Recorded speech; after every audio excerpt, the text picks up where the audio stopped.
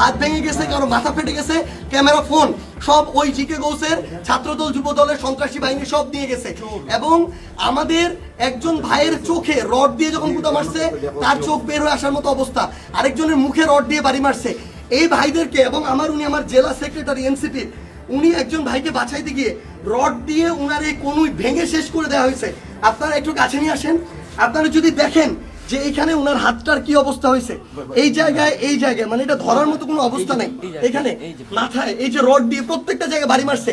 আমরা যখন আমাদের এই আহত 7-8 জন ভাইকে নিয়ে সদর হাসপাতালের দিকে যাইতেছিলাম তাদের চিকিৎসার জন্য, তখন সদর হাসপাতালের সামনে ওই 24শে জুলাইয়ের সময় যেমন খুনি বাহিনী যেভাবে আক্রমণ করছিল হাসপাতালের গেটে, ঢাকা মেডিকেলের গেটে, ওইভাবে আমাদেরকে খুনি বাহিনী এইখানে ছাত্রদল যুবদলের সন্ত্রাসী ক্যাডাররা, জিকে গাউসের ক্যাডাররা, তারা আমাদেরকে আক্রমণ করে হাসপাতালে পর্যন্ত ঢুকতে দেয় নাই। এখন আমি যখন আমার ভাইদের নিয়ে যাচ্ছিলাম, তারা আমার হাতে পর্যন্ত রড দিয়ে বাড়ি মারছে, ইট মারা শুরু করে, এরপরে রড থেকে শুরু করে যত ধরনের তাদের লাঠি সোটা এগুলো তারা মারা শুরু করে।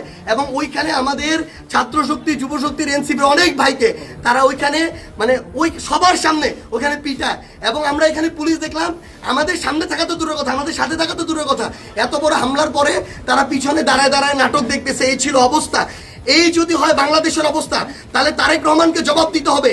এটা কি তারেক রহমানের সন্ত্রাসী বাহিনী, যেই বাহিনী মানুষের উপরে এইভাবে শুধুমাত্র দ্বিমত করার কারণে, সমালোচনা করার কারণে এভাবে আক্রমণ করতেছে? সালাউদ্দিন আহমেদকে জবাব দিতে হবে।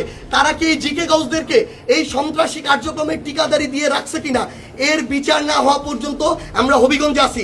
যদি পারে আমাদেরকে মেরে ফেলবে, এখান থেকে প্রয়োজনে আমাদের লাশ যাবে, কিন্তু এর বিচার, এর জবাব তারেক রহমানকে দিতে হবে।